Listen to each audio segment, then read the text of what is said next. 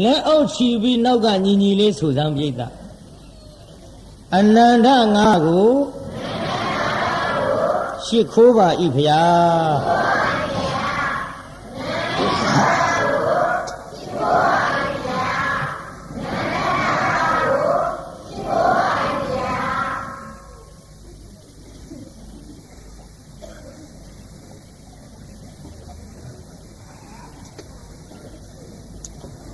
အနန္တ၅ပါးကိုရှိခိုးပြီးတဲ့နောက်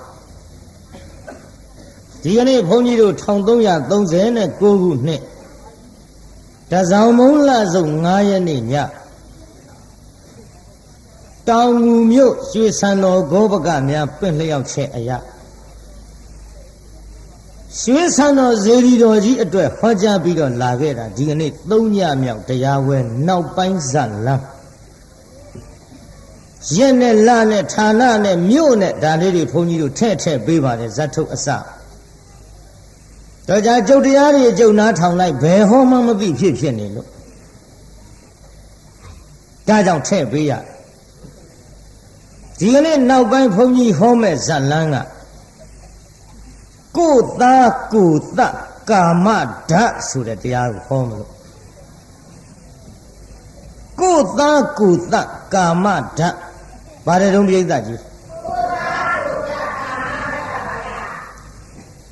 ကိုယ်သားကိုယ်သတ်တဲ့နေရာမှာကာမဓာတ်မပြင်းထန်ရင်သတ်လို့မရပါဘူးရပါမလားမရပါဘူး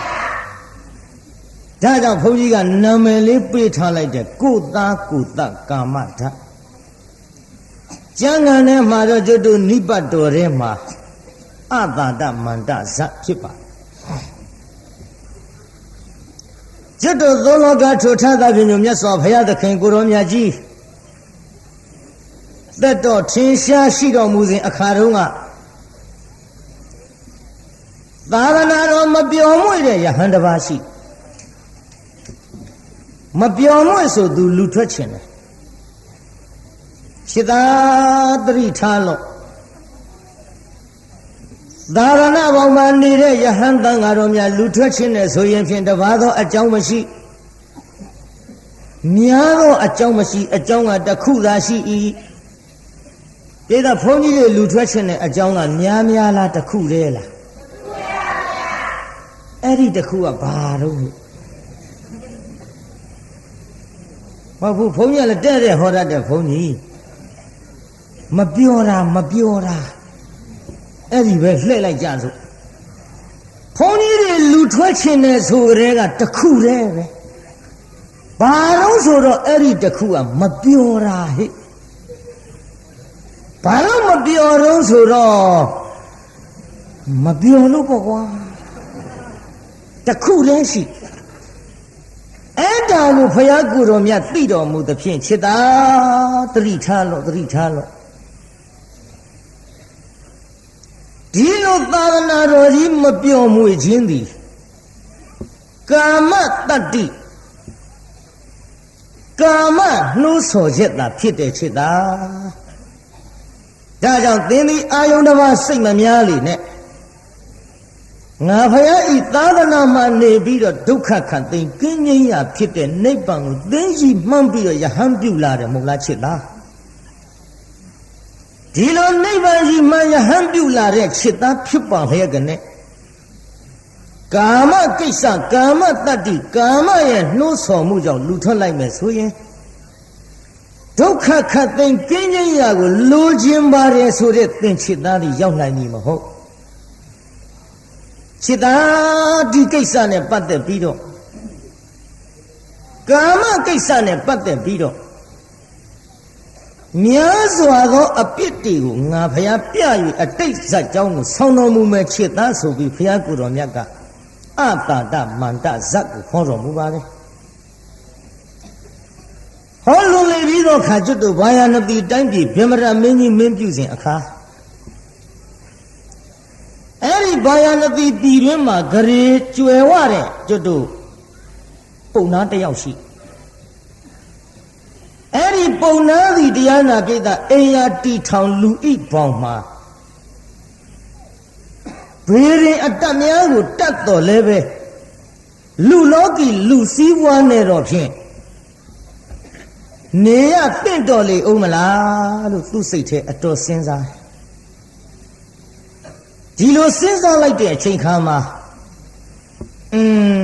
ငါသည်ဒီပညာများကိုသင်ကြား၍ဒီပညာကိုငါတယောက်တည်းတတ်ရုံနဲ့မက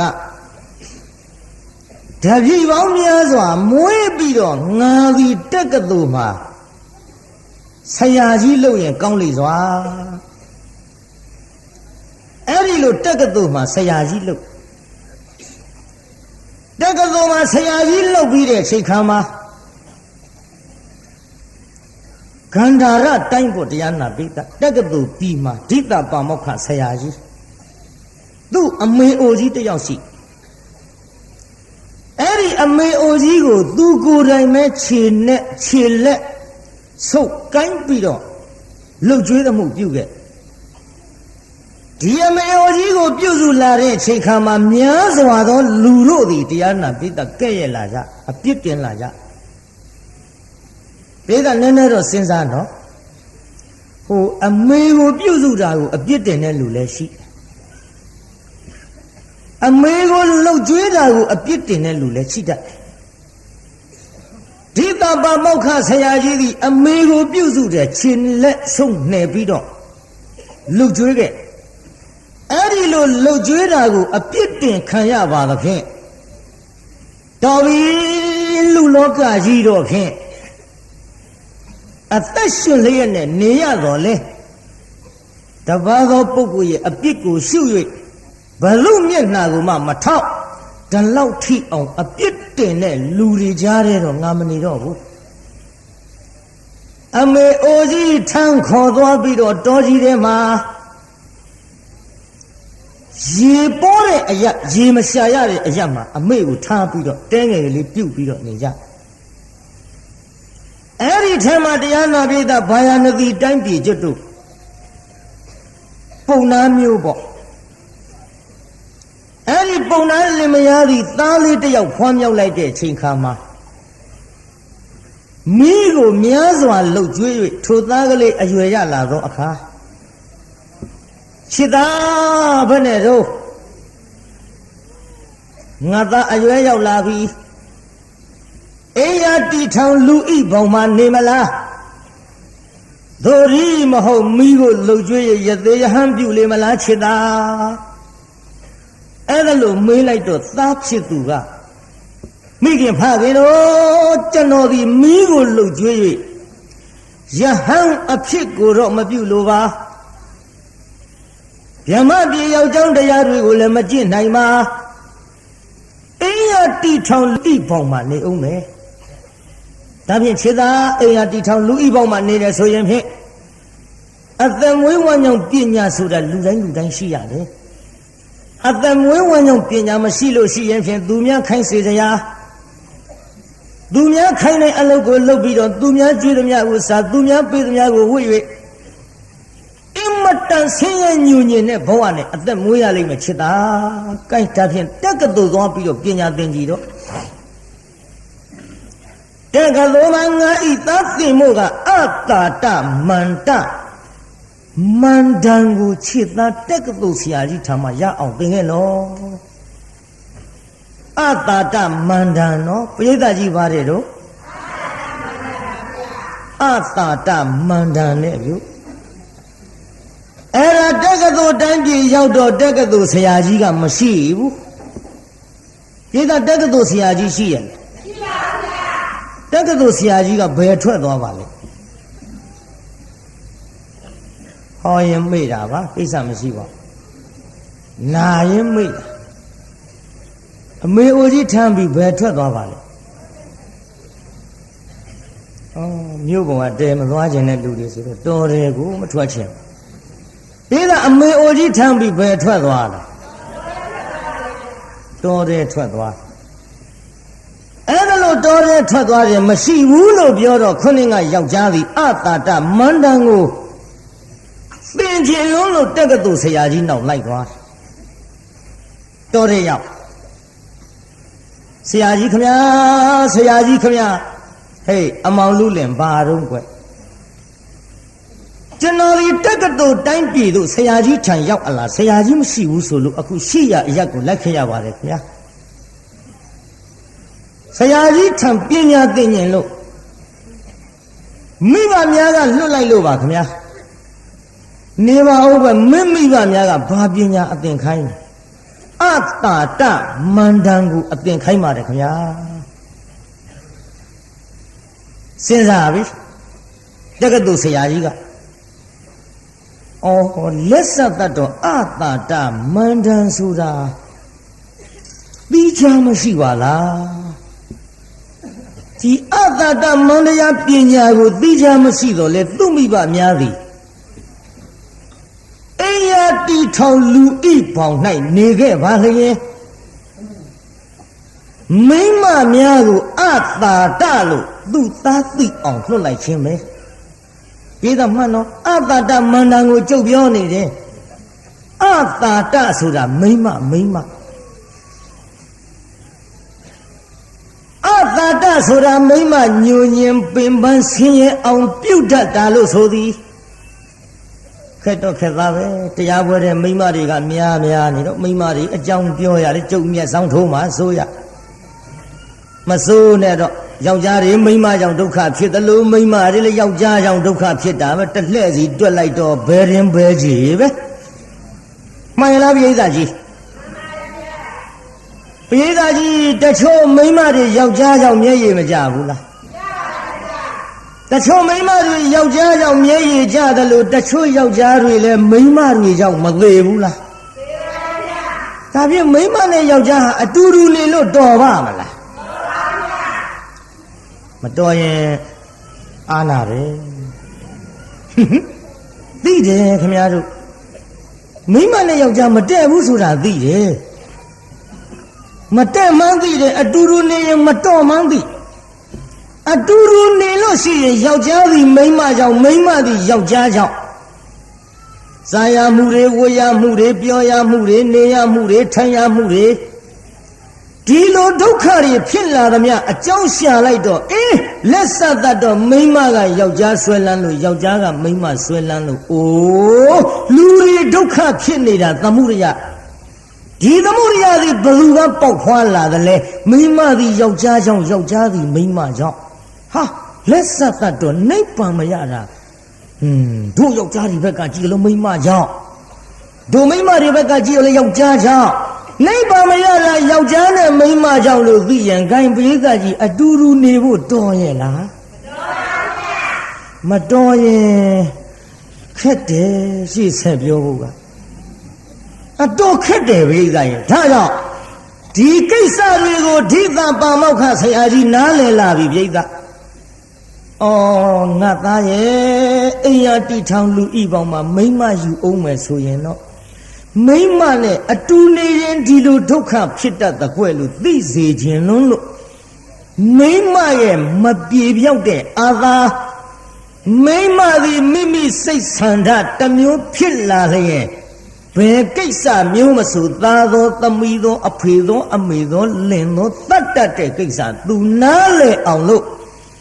မိဘများငါထံလွတ်လိုက်တာပဲလို့ဓိသပါမောက္ခဆရာကြီးဒီတိုင်းသိတာအဲ့ဒီလိုသိလာတော့ကောင်းပြီအမောင်မင်းကငါအတ္တတမန္တန်ကိုသင်ပေးမယ်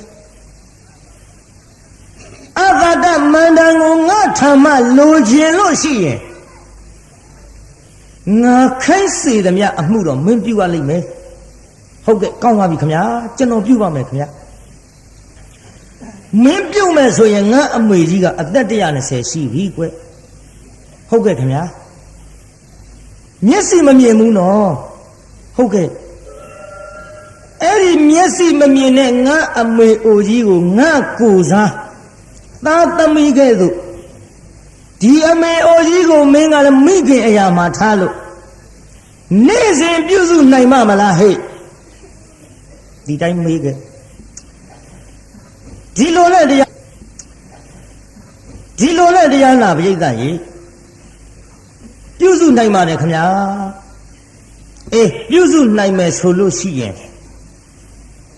ငါအမေကြီးကိုလေလက်ဖြားလေးတွေဆုပ်ကိုင်းပြီးတော့ခြေဖြားလေးတွေဆုပ်ကိုင်းပြီးတော့ အစစအရာရာအမောင်ပြုစုပါလို့လို့ဒီတိုင်းခိုင်းတော့သွားပြုစုဟဲ့ငါကိုင်းတာဘယ်သူတို့အိုးကျွန်တော်ပါအမေကြီးငါသားကြီးဓိတပါမောက္ခမဟုတ်ဘူးလားမဟုတ်ပါဘူးခင်ဗျာဓိတပါမောက္ခဆရာကြီးရဲ့ထံမှာကျွန်တော်လာပြီးတော့ပညာသင်တဲ့တပည့်လေးပါခင်ဗျာ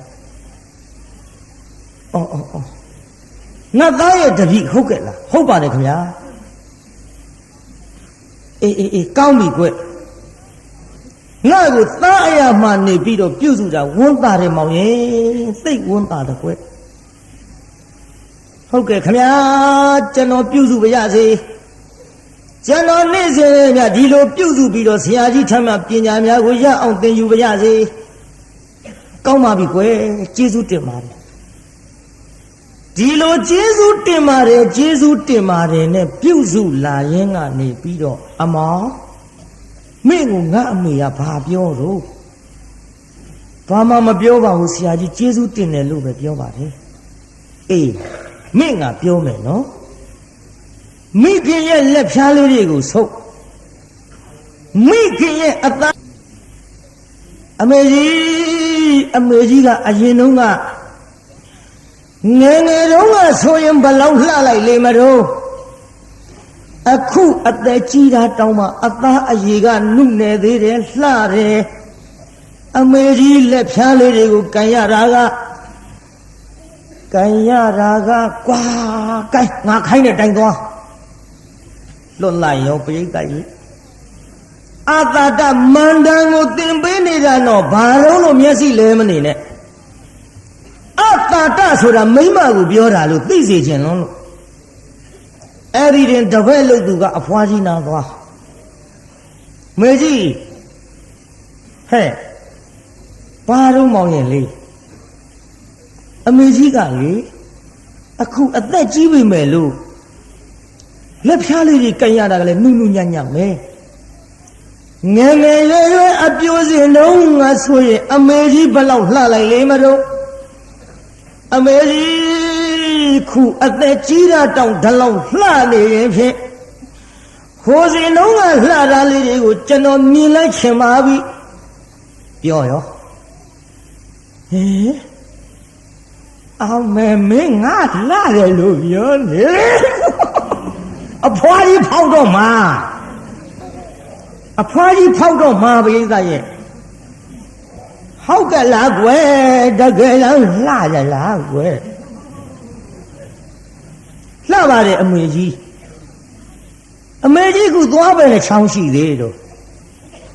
ကွယ်စုပေါင်းမှနှစ်ချောင်းရှိပါတော့လေသွားတာစုပေါင်းမှနှစ်ချောင်းရှိသွားမရှိပေမဲ့လို့လှနေသေးတယ်အမေကြီးရဲ့ခန္ဓာကိုယ်ကိုကြည့်လိုက်တော့ကျွန်တော်မျက်စိထဲမှာကြည့်လို့ကိုအားမရပါဘူးအမေကြီးရဲ့တကယ်လှတာပါခင်ဗျလက်ဖြားလေးတွေဆုပ်ကိုင်းပြီးတော့လှတာတွေချိန်မွန်းတော့အဖွားကြီးကပြောတယ်မောင်ရင်လေးခင်ဗျာငါလှတယ်နော်ဟုတ်ကဲ့လှပါတယ်အမေကြီးမင်းကွယ်ငါအပေါ်များမင်းစိတ်ကဘယ်လိုထားတော့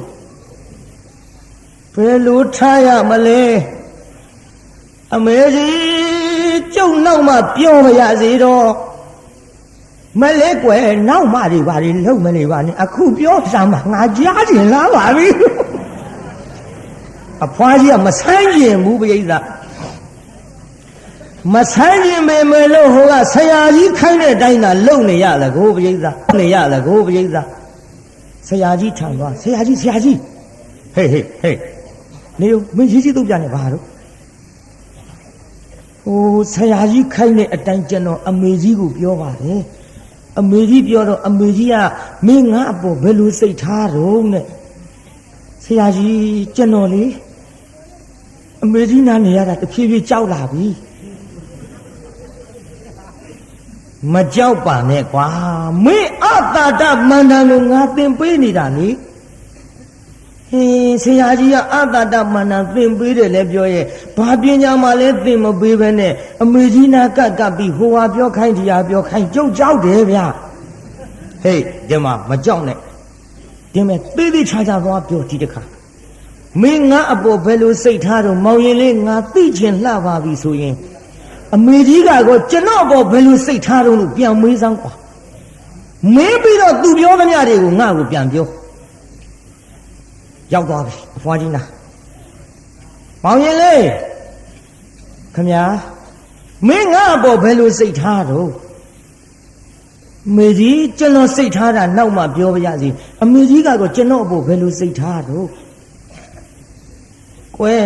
မင်းအပေါ်ငါထားတဲ့စိတ်ပြောရမယ်ဆိုရင်တော့မင်းကငါ့ကိုလှတယ်ပြောကြတဲ့ကငါလက်ဖြာလေးတွေကိုင်းပြီးတော့မင်းကငါ့ကိုလှတယ်ပြောကြတဲ့က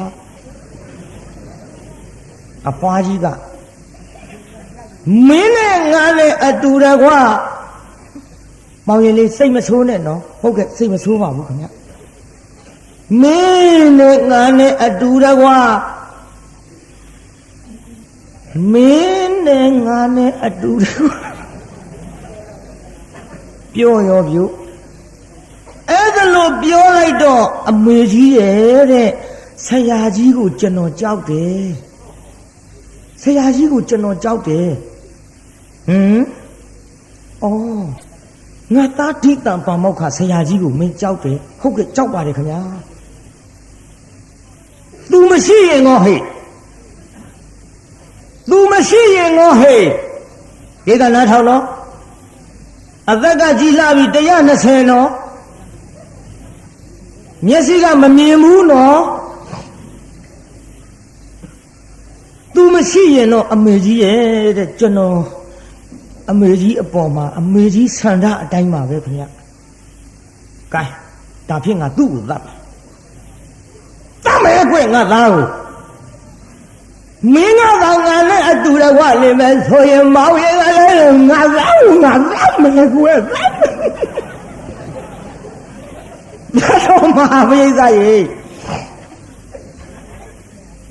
တပ်ပေဒီကွယ်တဲ့ငါမျက်စိကမမြင်ဘူးတဲ့မမြင်ပေမဲ့လို့ကျွန်တော်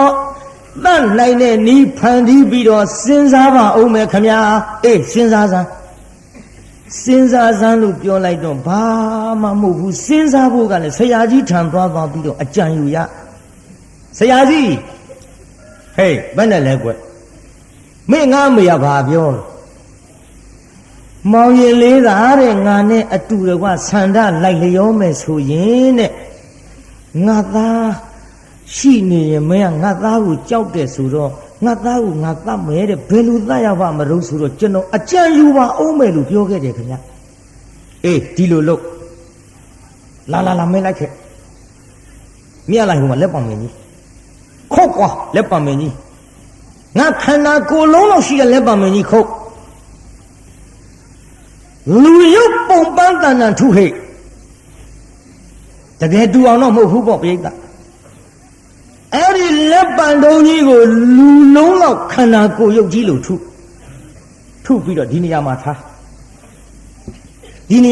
အဝတ်ချုပ်ဟိတ်ငါအိတ်နေတဲ့ပုံစံပေါ့ကွာငါအိတ်နေတဲ့ပုံစံအဝတ်ချုပ်လိုက်ခြုံပြီးတော့လေအမေကမျက်စိမမြင်ဘူးကွာငါအိတ်တဲ့နေရာကနေပြီးတော့ကြိုးတန်းစမ်းကွာကြိုးတန်းပြီးတော့ဟောဒီပေါက်စိန်ကိုပေးလိုက်သိပြီလေဟိုကလည်းငါအမေအသက်ကြီးပြီ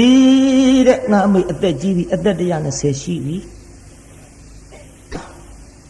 အမေသက်တန်းကလည်းကုန်ပြီအမေသက်တန်းကုန်လို့အမေသေတဲ့အချိန်ခါမှာအမေသေတာတော့ထားတော့ဒီကလေးအတ္တတမန္တန်ဆိုတာ तू နားမလဲရှာဘူးအတ္တတဆိုတာမိမပဲကွာလို့ငါတဲ့တယ်ကြီးမပြောဘဲနဲ့လက်တွေ့ပြကဲကြိုးတန်းကွာရော့ဒီပေါက်စိန်သွားပေးအမေကြီးဟောဒီကြိုးကိုစမ်းပြီးတော့သွားပါခင်ဗျာဟောဒီပေါက်စိန်ကိုကျွန်တော်လေးအဆုံးမှာချထားပါမယ်ခင်ဗျာဒီပေါက်စိန်ကိုကင်ပြီးတော့လေအမေကြီးမှာပေါက်စိန်နဲ့သာစမ်းပြီးတော့တအားပေါက်ချလိုက်ရင်ခင်ဗျာသားသေ အဲ့ဒီချိန်ကြမှာခမည်းနဲ့ကျုပ်ခမည်းဆန္ဒအတိုင်းအတူတူနေပါမယ်ခမည်းလို့ပြောလိုက်ပါရောပြိဿကဲကျိုးကလည်းတန်းထားပြီပေါက်စိန်ကြီးကလည်းတိုင်းပုံပန်းတန်တန်လှုပ်ထားတဲ့လက်ပံတုံးကြီးအဝတ်ခြုံထားတဲ့နေရာမှာချထားပြီသွားပြီမိမကြီးတမ်းမယ်ကွယ်ငါသမ်းမယ်ဆရာဆိုတော့လည်းမင်းကကြောက်ရှာတာပေါ့ကျိုးတန်းကလည်းမဆုံးသေးဘူးတမ်းမယ်ငါသားကိုသမ်းမှငါနဲ့အတူတကွနေမယ်ဆိုလို့သေသားကြီးလှပြီးငါသားသိမှသူကငါဆန္ဒလိုက်လျောမယ်ဆိုလို့တမ်းမယ်နဲ့ကျိုးတန်းလေးကိုင်းပြီးရှောက်သွားလိုက်တာကျိုးတန်းအဆုံးမှာပေါက်ချိန်ရိုးကြီးနာရောက်ပေါက်ချိန်ကိုင်းသားလို့သူကကြည်ရှာတယ်ဒိတာပါမောက္ခဆရာကြီးကအော်အမေကာမကိစ္စသည်ကြီးသောမဟုတ်ငယ်သောမဟုတ်ပါလားတတဝါမှန်သမျှဒီကာမကြောင့်ဒုက္ခဖြစ်နေကြတယ်ငါအမေသည်အိယာတွေကမထဘယ်ခရီးဘယ်လမ်းမှမသွားဘဲနဲ့ယခုတော့ကာမဆန္ဒကာမစိတ်ကြောင့်သူခန္ဓာကိုယ်ကိုကင်တွယ်ပြီးတော့ရုပ်ရည်အမတန်လှတယ်နုနယ်တယ်အသက်တရားကျော်တာတောင်မှဒီလောက်လှနေသေးရင်ဖြင့်ငယ်ရွယ်တုန်းကခမည်းဘလောက်လှလိုက်လိမ့်မထုံးလို့ချင်းမွန်းတဲ့စကားတွေသူအရသာယူပြီးတော့ငါသားကိုတတ်ရင်ငါနဲ့အတူတူနေမယ်ဆိုတဲ့စိတ်ပြင်းထန်ပြီးအခုကြည်စားသွားလိုက်တာအမေကျုပ်တနာလေချင်းအမေကိုကျုပ်တနာလေချင်းအမေကတော့ဒီဘဝဒီကနေ့ဒီရက်ဒီအချိန်မှာသိရမယ်အချိန်အခါမို့ဟိုတစ်ဘက်ကလေးမိမတွေရဲ့အကြောင်းသိပါစေတော့အတ္တတမတ္တဆိုတာမိမဘာပဲလို့သိစေခြင်းလုံးလို့အော်ကြည်စမ်းသွားလိုက်တာတုံခိုက်နဲ့ရောက်ပြီးနဲ့တာကြီးဓိတပါမောက္ခကကြည်နေတော့ပေါက်စိန်ရိုးကြီးလှမ်းဆန်းပရိသတ်ကြီးခါတိုင်းများလေတာလို့သူဓိတပါမောက္ခကရေတိုက်လိုက်လို့ရေပလားရေကလေးအပြည့်ပါတာတောင်လေဟောဒီတိုင်းဖြစ်ရေအပြည့်တောင်မနိုင်ကျင်ဘူးကာမတတ္တိကာမစိတ်ဘာပြောကောင်းမလဲပေါက်ရှင်ရိုးကင်ပြီးတအားမြောက်တာအမလီ16နှစ်အရွယ်လေးလိုပဲဇွဲနော်ဒါကြောင့်ကျုပ်ဟောခဲ့လှပြီးအသက်ကြီးပြီဒီကျွတ်တို့ဒီအသက်ကသာကြီးတကူဗျာလို့ပေါက်ရှင်ကြီးကိုသူမလိုက်တာအသာကလေးနဲ့မြောက်သွားပါလားကာတတ်တော့မယ်ငါအသက်ကလည်းကြည်ပါပြီဝင်တွေကလည်းလှိုက်နဲ့ဒီကနေ့ငါစိတ်ဆန္ဒပြင်းပြလွန်းလို့သာငါသားကြီးကိုငါသတ်ရမှာဒီကနေ့ငါအသက်လည်းတာရှည်နေပြီးတော့ရှင်ရတော့မှမထင်ဘူးမရှင်ရင်နေပါစေဟောတဲ့ငယ်လေးကငါသားကြီးသေရင်ငါနဲ့အတူနေမှာတဲ့သေပါစီငါအသက်သေခြင်းသေပါစီသူနဲ့ခဏတာလေးအဝါပြုတ်ပြီးရင်တော့ရှိတယ်ခင်ဗျားတို့ကဲပြောကြပါစို့ဗျာဂိုင်းမနေပါနဲ့တော့မမတ်တာထားတော့ဂိုင်းမနေနဲ့တော့ပေါက်စိန်ကြီးကင်ပြီးတော့လေသူ့သားဒီဟုသောအထင်အမှတ်နဲ့ခေါင်းနေရတအားလွှဲပေါက်လိုက်ဒုတ်တခါတော့ဟင်နောက်တစ်ဆက်ပေါက်ဒုတ်ဟာဘာကြီးပါလဲအော်တမကြဟစ်တမကြနဲ့စမ်းကြည့်ဟင်မလေးမာပြီမာပါဘောလားသာကြီးတိတုံးကြီးဖြစ်နေပြီ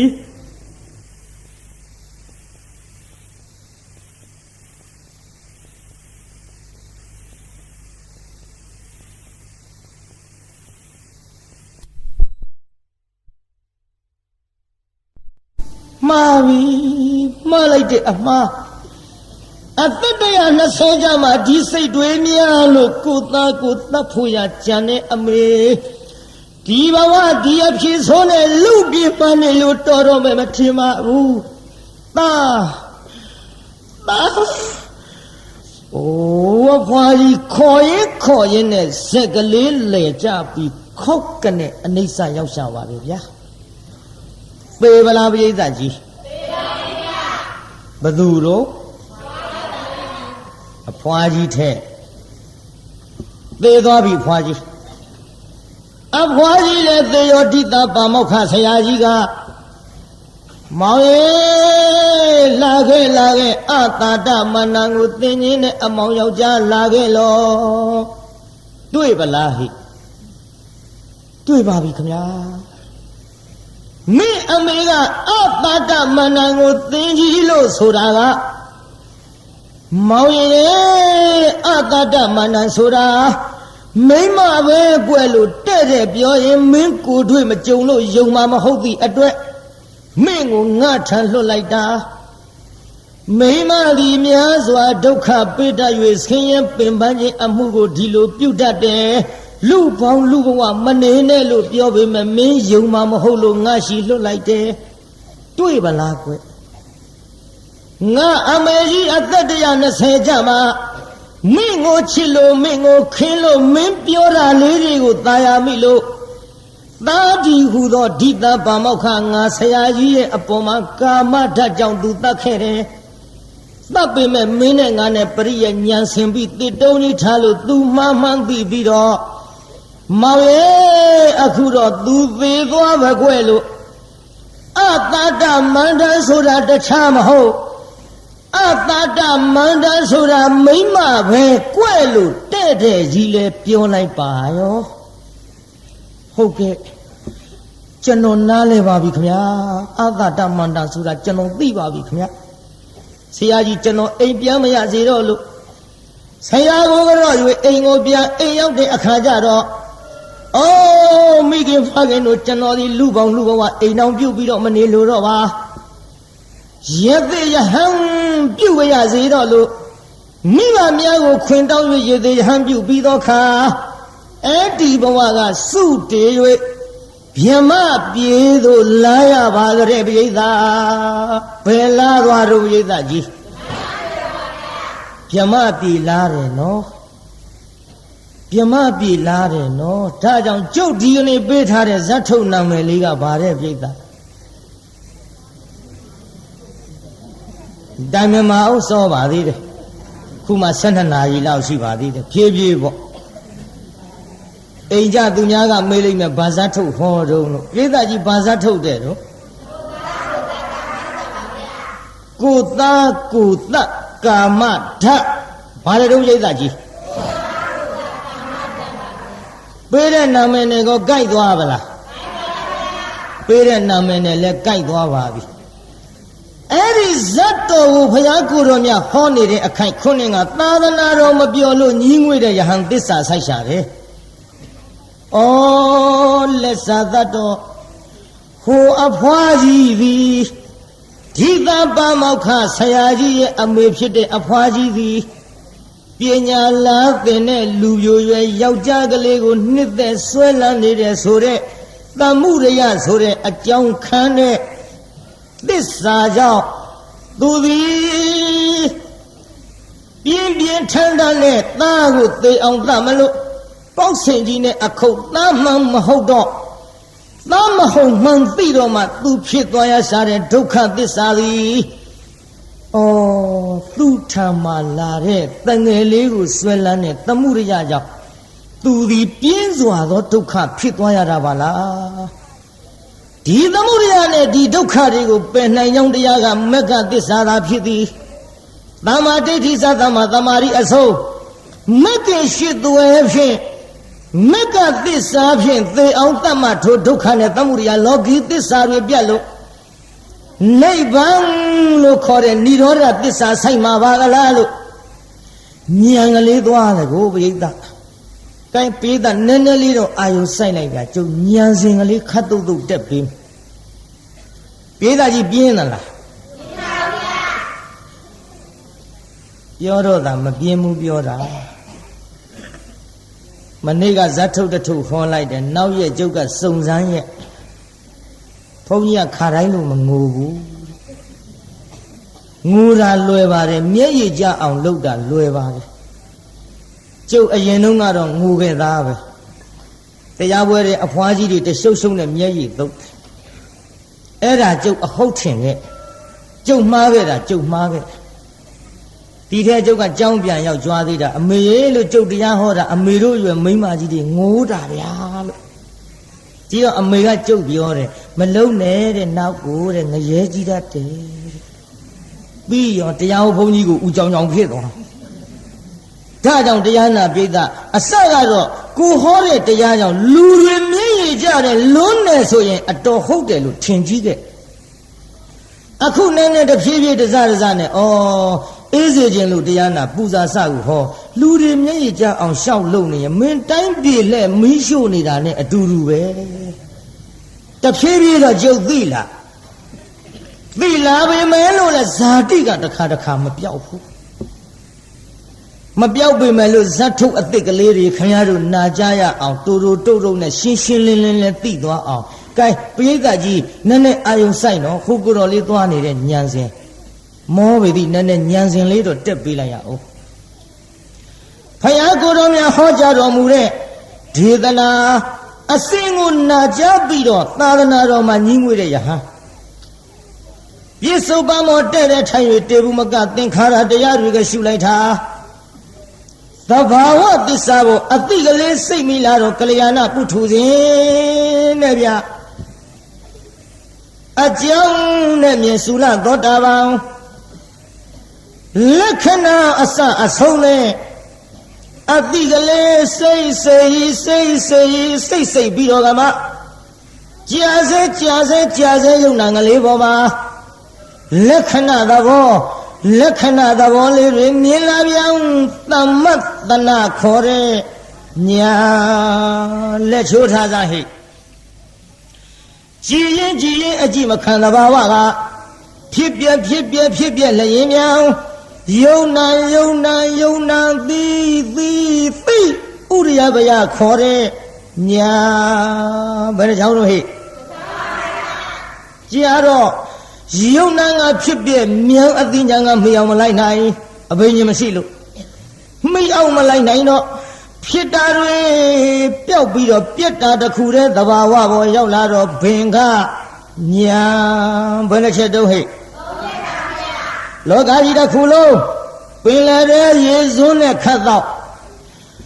ဇွန်းနဲ့ရငန်းလာပြီးတော့ပင်လယ်ထဲလုံးရှိတဲ့ရေတွေထွက်အတူငန်းတယ်လို့သိပြီးတခဲ့တော့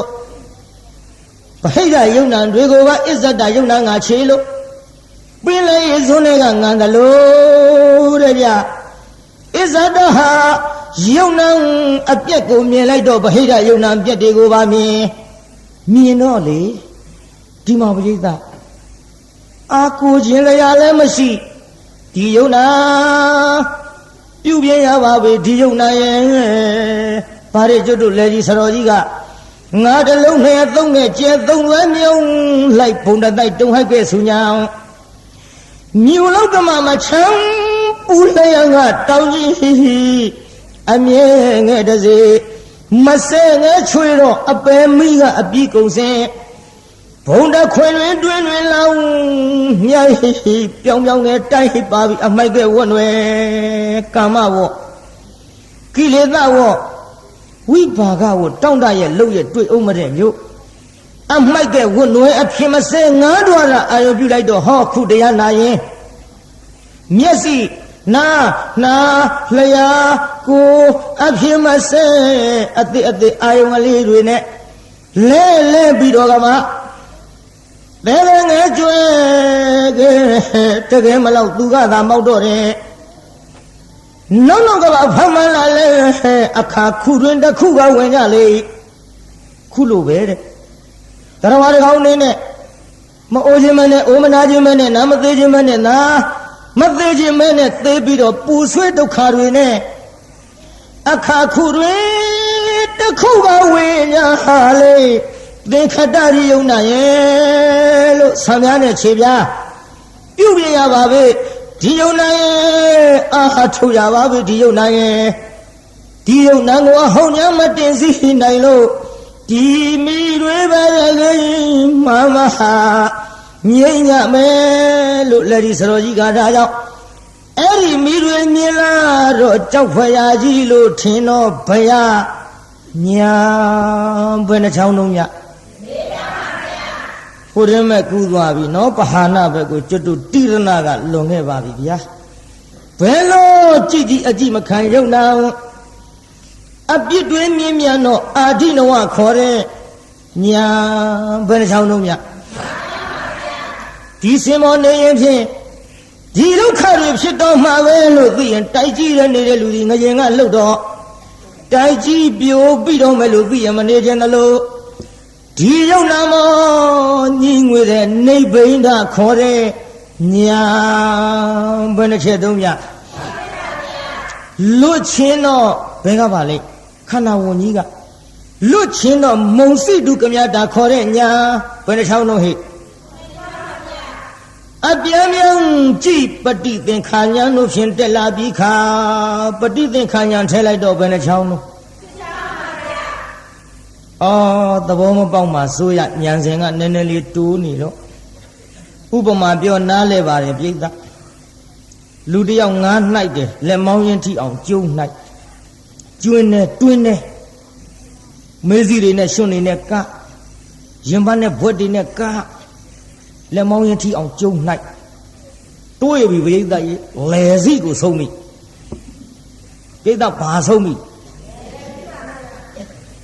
ပြီးအောင်ပြောဒီစကားကမပြီးရင်ကြားပြင်းကတ်လွန်းလို့လေစီငါဘွဲကဥဇတိလရွာတရွာရောက်သွားကလေးတွေပါဠိမခေါ်တတ်တော့လူကိုဥလစိတကြီးလုံးကုံကိုယ်ကိုကာယကိုဖြစ်လို့နောက်ငေါက်ထားရတယ်ဟဲ့ခေါ်တယ်ခေါ်တယ်ဒါကြောင့်လေစီနော်လေစီဆုံးပြီးတော့ဟောတရားနာပိသကြီးတွေးပါကွာအရာအုံးနဲ့ကြီးငရအုံနဲ့ကြီးဆိုပြီးတအားဆွဲထုတ်အရှိကြီးပါလာဟာငွေကြီးဟာငရမှတ်လို့ဆွဲထုတ်တာမွေကြီးဖြစ်ပရိသတ်ကြီးကို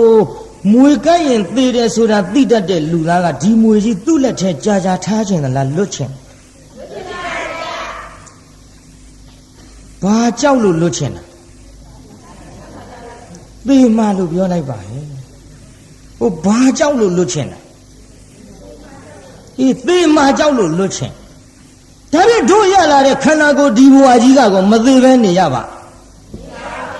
အဲ့ဒါကိုပြောနေတယ်မွေကြီးကရင်သေတယ်ဆိုတာသိတတ်တဲ့လူသားကသေပြီးမှကြောက်လို့မသေးအောင်ဒီမွေကြီးလက်ထဲကလွတ်ချင်တယ်လို့ဒီလိုဟဲ့အသေးမလွတ်တဲ့ဟောဒီခန္ဓာဝန်ကြီးမှဘဝတိုင်းလူဖြစ်တော့လဲသေနတ်ဖြစ်တော့လဲသေပြမဖြစ်တော့လဲသေဒီသေခြင်းမလွတ်တဲ့ဒီခန္ဓာကိုယ်ကြီးကိုလွတ်ချင်တဲ့မုံစီတုကမြတာမွေကြီးလွတ်ချင်တယ်လို့ဥပမာလေးနဲ့ဟတ်တာကြည့်တော့နောက်မွေကြီးခေါင်းပေါ်ရလွင်ပြပြီးသုံးနဲ့ပြေးရင်နဲ့ဒီကောင်းကြီးငါနောက်ကလိုက်လာလေသလားလို့ပြန်ပြီးတော့ကြည့်တဲ့သဘောကပฏิသင်္ခါညာလက်ထချိုးလို့10ချောင်းဖြစ်နေအောင်မယ်နော်မုံစီတုနဲ့ပฏิသင်္ခါကိုဥပမာပြောနေတာသဘောမပေါက်မှဆိုလို့8ချောင်းပဲရှိသေးတယ်ဘယ်နှချောင်းလုံးဟဲ့သဲကလည်းပူနေကလည်းပူခြေထောက်ကလည်းပူခိုးစရာကလည်းမရှိဟမ်းမလေးပြေးလည်းပူရလည်းပူဖြည်းဖြည်းသွားလည်းပူတော့အရေးကြီးများတွေ့ရင်ကောင်းမှာပဲလို့အရေးကိုလှမ်းလို့အပူစခန်းကလေးပေါ်အသိညာကမနေသလိုကြာတော့လေ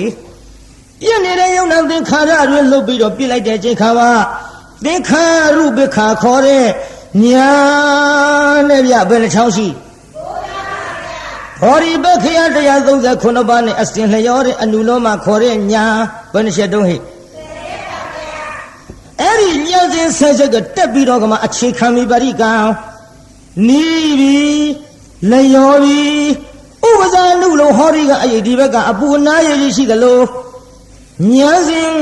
ကတက်၍ဂုတရဘူညာဖြင့်အရေးထဲကပြစ်လဲပြီးတော့ဝင်လိုက်ရသလိုနေဘူးထဲမှာအရင်နာလေးရဲ့အတွင်းကိုဝင်လိုက်ရသလိုဒီမှာပရိသတ်ကြီးအင်ကြီးကလေးများလှပ်ပြီးတော့လေဟောဖ ဖူးကနေမှု၍နားလိုက်ရတယ်လို့ဝိပဿနာဉာဏ်မှလွတ်တဲ့မောက္ခဏတတ္တိဖြင့်ကိုတရဘူးညာသူယူခြင်းနဲ့နိဗ္ဗာန်ကိုပဲလင်းသစ္စေကရဏတတ္တိဖြင့်မညာမတ္တတ္တိတတ္တိဖြင့်ဖွညာကြလို့တမတ်မှတဖိုးသို့ကူ၍ခုနကဖယားဟောတဲ့ဇတ်တော်လဲဆုံးပါလေရောသာသနာတော်မပြောမွေ့တဲ့ယဟန်သည်ဒိဋ္ဌိနဲ့ဝိစီကိစ္စကွာ၍သောတာပန်ဖြစ်ရရှာလေသည်ဘာဖြစ်တုံးပြိဿနားထောင်ဟိနားထောင်ဟိချစ်သားတဲ့အဲ့ဒီနောက်ဘဝတုန်းကအတ္တမန္တန်ကိုသင်ခြင်းမာတယ်ဆိုတဲ့ပုံနာလူလင်ဒီယခုငါဤညီတော်အာနန္ဒာဖြစ်လာတဲ့ချစ်သား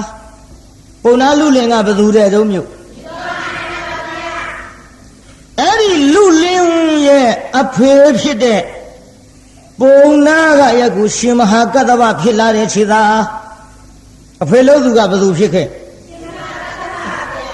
အဲ့ဒီနောက်ဘဝလုံးကလူလင်းရဲ့အမေကဗဒ္ဒကပ္ပိလာနီဖြစ်လာတဲ့ခြေသားတဲ့အမေကဘယ်သူဖြစ်လာအဲ့ဒီတော့ကဓိတာပမောက္ခဆရာကြီးကခြေသားအခုငါဖယားဖြစ်လာတယ်လို့ဇတ်တော်ကိုပေါင်းတော်မူသည်ပေါင်းသလားပြိဿဟောတာဟောနေရကျုပ်ပိဋကလည်းတဏှာဟောတာဟောနေရဟောရတာမဟုတ်လို့တဏှာတော့တဏှာရဲ့ခါတိုင်းလို့ဟောရတာမဟုတ်လို့အာတော့နာရဲ့ဒါတိတဖြည်းဖြည်းရင့်ကြပါစို့ဗျာရင့်လဲရင့်လာဖြင့်မွေးကစားတုန်းကပစိုးအင်းကြီးမပါရပါနော်တဖြည်းဖြည်းရင့်ကြီးပြီးလာတော့တဖြည်းဖြည်းတစတော့ပျော်တာတွေလျှော့ကြတော့ပြိမဲ့လဲပရိသတ်တော့မလျော့စီနဲ့ကြလားနောက်နှစ်ညကြံသေးတယ်ပရိသတ်ကြီးပြင်းသလားပြင်းပါဗျာမပြင်းနဲ့ဒီစားထုတ်ကတူတူလေးရကြုတ်ချဲ့ဟောလို့အရှင်ဘုရားစကလုံးတွေထွားပြီးတော့ဒီလိုစကားတွေများပြီးဒီလိုရှောက်ဟောနေသလားဘုရားလို့အပြစ်လည်းမတင်နဲ့နားလေအောင်ချဲ့ရတယ်မှန်ရလားပြိဿစကလုံးထွားတာကြာနေကမဟုတ်ဘူးခမည်းတော်ကြားဘူးတဲ့လှတော်သားစကလုံးထွားတာဘယ်သူတော့မျိုးကြားဘူးလားလှတော်သားပြောတဲ့စကားတွေကြားဘူးလားဟောရပါတယ်သူတို့ကလည်းသူတို့လည်းကြံဒီကံတရားနာဘူးတော့ပါကုန်ပြီကြားဘူးပါတယ်ဘုရားဆိုမေးမလို့ဒီကသူတို့ကလည်းသိတယ်လှတော်သားကဇက်ပြက်အောင်ပြောတာရေးတာကြီးဘာပြက်အောင်ပြောတာသူတို့ကြောက်လန်းဟိုဘက်နှခမ်းဇက်ပွဲကတယ်သူတို့ကဒီဘက်ကနှစ်ယောက်တည်းနှမ်းရိုးပုံမီးရှို့လှုပ်ရင်ပြာသူလားဇက်ပွဲပြက်အောင်ပြောတာ2ယောက်နားထောင်လိုက်3ယောက်နားထောင်လိုက်နောက်10ယောက်9ယောက်20 30 50ဘာဖြစ်တာတော့ဟာသူဇက်ကလူတွေသူတို့ရှိအကုန်ရောက်လာလူတွေဘေးကထိုင်ပြီး2ယောက်တည်းစကားပြောတာဘိုက်နှိပ်ရည်ရင်းနဲ့နားထောင်တာဟိုဇက်ပွဲပြက်တဲ့ဒီလိုဇက်ပြက်အောင်ပြောတဲ့လူတွေမွေးကလေးကတမင်သက်သက်သင်းလာရတာမဟုတ်ဘူးသူ့ဘာသူတက်လာတာဥလသိန်းဆေးတာမတော့ရဲဘူးသူတို့ရွာဘယ်တော့ရဲမလုံးပြိဿသူတို့ရွာကတကြီးဆေးတံတောက်လာတော့ဥလသိန်းရှိကိုလှတော်သားတယောက်ကပြောအလိုလေးတို့ရွာကတကြီးဆေးတံတောက်လာလိုက်တာကွယ်တဲ့ငါးချဝင်မှုတ်ကလေးခွေးချီလာတဲ့တိုင်းပဲအဲ့ဒီလိုတရလွန်ပြောတာစကားပြောရင်အဲ့ဒီနောက်ဥလသိန်းအဲ့ဒီရွာဆေးတံမတောက်ရဲဘူးဒီထဲကျုပ်လှတော်ရောက်တော့လှတော်ကကျုပ်တို့ဝဲလက်မြို့ကိုသူတို့ရွာကချိုးရတယ်ကျုပ်ကလည်းမေးကြည့်ပါဝဲလက်လံကောင်းရလားပြို့လို့လှတော်သားတယောက်ကိုမေးကောင်းမကောင်းတော့မသိဘူးတဲ့ကိုတော်တို့ဂျစ်ကားနဲ့သာသွားလို့ရတော့အဲ့ဒီဝဲလက်လံကကြောက်ခဲစားသွားတော့အစာကြီးတယ်ဟောပါလမ်းကျန်းနဲ့ပြောလိုက်ပြီးတဲ့ကိစ္စကြောက်ခဲဘယ်သူကစားရမလို့ကြံ့ဖန်မှန်ပြောတယ်တတိတော်တို့ဝက်လက်ကားမစီးဘူးဖရတဲ့ဘာပြုလို့တော့လို့ဆိုတော့အိုးနောက်ကဂလုံနဲ့လမ်းတောင်းလှဲ့ကြည့်ရေစီလှဲဖရဝက်လက်ကနှင်းတယ်ပြောလိုက်ပြီးတာခုတော့ရေစီလှဲကလမ်းတောင်းတယ်တဲ့ဥပမာမပါပဲစကားမပြောဘူးဒီဟဲ့တရားနာပိတာသူတို့ယွာနာမကျွတ်တို့ပေါက်တော်ဆိုတာရှိတယ်ဘုန်းကြီးတွေစာပြန်ပွဲကဘုန်းကြီးတွေကြက်သားတံပေါင်းနဲ့ကတ်အဲ့ဒီသွားကြည့်ပြီးပြန်လာတော့ပြောတယ်လေ ပါတယ်စာပြမွဲဆိုလို့သွားကြည့်ပါလက်ဆက်သက်တော့ဘုန်းကြီးအေးကိုကွာလို့ဆိုတောက်တိတောက်တဲ့ပြောတယ်လို့ကျက်သားတံပေါင်းနဲ့ကတ်လို့ဘုန်းကြီးအေးဘုန်းကြီးတွေကလည်းစားရကွာတဲ့ဝေသာလီပြီးဘလူးကြတဲ့အတိုင်းပဲအယိုးကြီးကြအောင်စားလို့ပြောတာစကားပြောရင်ဥပမာမပါပဲမပြောဘူး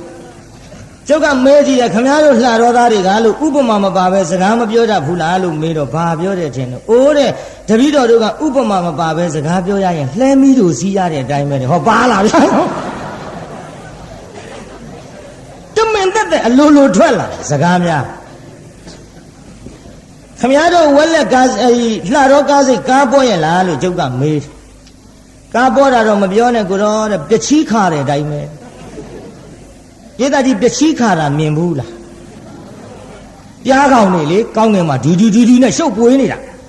ပျက်ချီးခါတဲ့အတိုင်းပဲတဲ့ကားဘလောက်ဘောတဲ့တပည့်တော်တို့က RTP မှာစီးတယ်တဲ့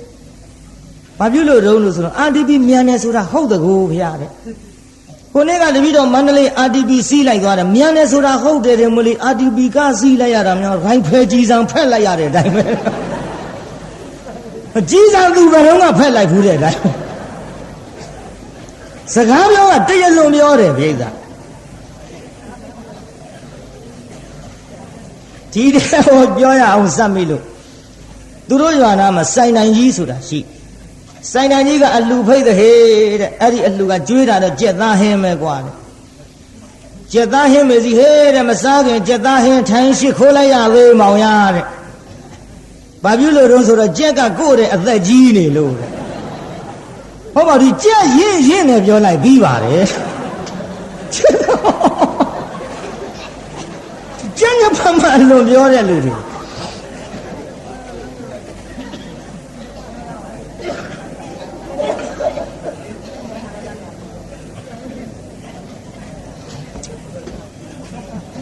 ဒီတဲ့ဘေးရွာကသူတို့တငယ်ချင်းတယောက်တွေ့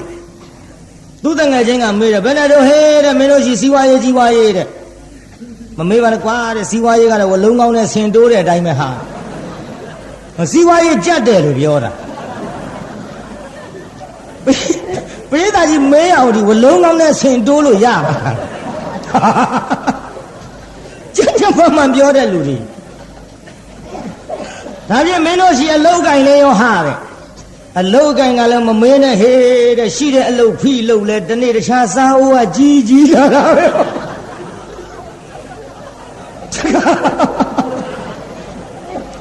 အကျဉ်းနဲ့ဖမှန်နဲ့ရှောက်ပြောတာပြောပါလေ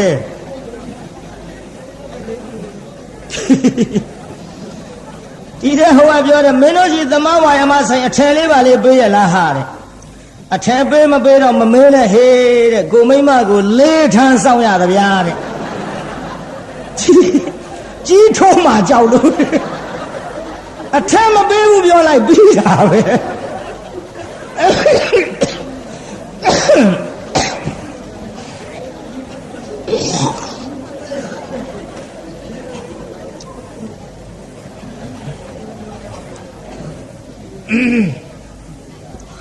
မောပါဗျာပြောရ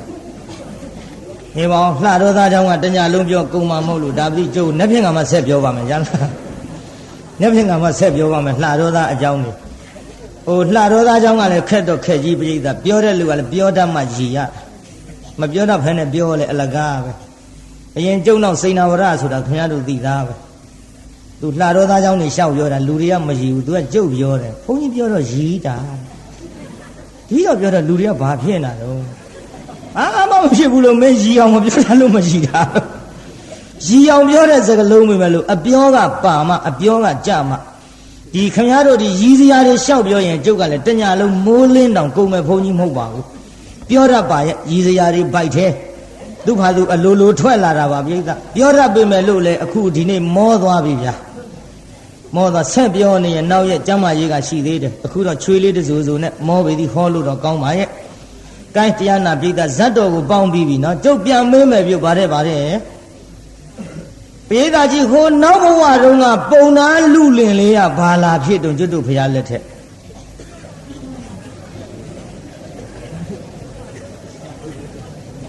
ကိုင်းအိမ်ကြမှာသာဝလုံးကောင်းနဲ့ဆင်နဲ့တက်ပေးလိုက်ကြပါဘာနဲ့တရားတော့မမှန်မိပဲနဲ့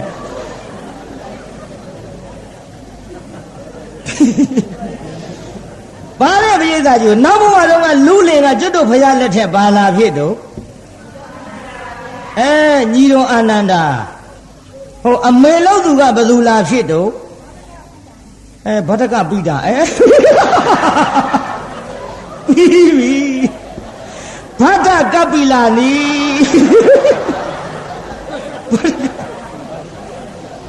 မဟုတ်ဖြည်းဖြည်းပါဠိဆိုတာလွယ်ရတယ်မှားတာမရောရဘူးရှက်လည်းမရှက်ပါနဲ့ဘာပြုတော့ကြောက်ပြင်ပေးမှာပေါ့မှားပါစေဖြည်းရင်းကိုကျုပ်ကဂျေနတ်တဲ့ဘုန်းကြီးဗဒကပိလာနီဘာတဲ့တော့မျိုးအိမ်ကြရင်တော့အကုန်လုံးဗရတ်တွေဘာတွေကိုကဖြစ်ကုန်ဗဒကပိလာနီနော်ဟိုအဖေလို့သူကဘယ်သူတော့ရှင်မဟာကတ္တဗယေနာကြီးအဖေလို့သူကဘယ်သူတော့ရှင်မဟာကတ္တဗဟိုကျွတ်တို့ဓိတပါမောက္ခဆရာကြီးကဘယ်သူဖြစ်လာတော့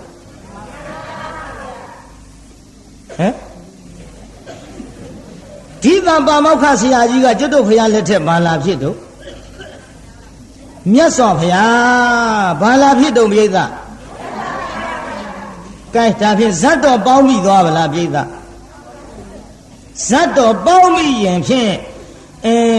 ကိုသားကိုသကာမဓာတ်လို့ပေးထားတဲ့အနီနဲ့လဲဟာဇတ်ထုတ်ကလည်းဆုံးသွားပါသဖြင့်ဒီကနေ့တော့မေတ္တာပို့ကြပါစို့12နာရီခွဲတော့မှ10မိနစ်လိုပါတယ်ဗျာကဲဆိုကြတကဘာလုံးမှာမြတ်သတ္တာချမ်းသာကိုစိတ်မြဲပါစေအလုံးယနေ့ညကြွရောက်လာကြတဲ့တရားနာပရိသတ်ကြီးချမ်းသာကြပါစေအလုံးကိုယနေ့ညကြွရောက်လာကြတဲ့တရားနာပရိသတ်ကြီးကျမ်းမာကြပါစေကိုင်းအိမ်ပြန်ပို့ကြပါစို့အတ္တကေဟေပြောသမျှဟောသမျှတွေကသဘောမကျပဲအပြစ်တွေ့ကြလည်းရင်ခြေရင်နေဖုံမုန်းစိတ်တွေပြစ်ပြသေးသည်တော်မိမိတို့အင်္ဂါဌာနသို့နေဝတ္တတုသီခမေတ္တာပြန်ကြပေတော့နေဝတ္တတုမေတ္တာရဲ့ဘခါဖြောင်းလိုက်မယ်ပြစ်ပရာတွေဝေးရကမြန်းစီရောခြေတရာဆွေကလျှောင်းပြီးကိုယ်စိတ်နှဖျားချမ်းသာစွာဖြင့်မှန်စွာမနေပြန်ပါလေတော့ပြန်ကြစေကုန်သတည်း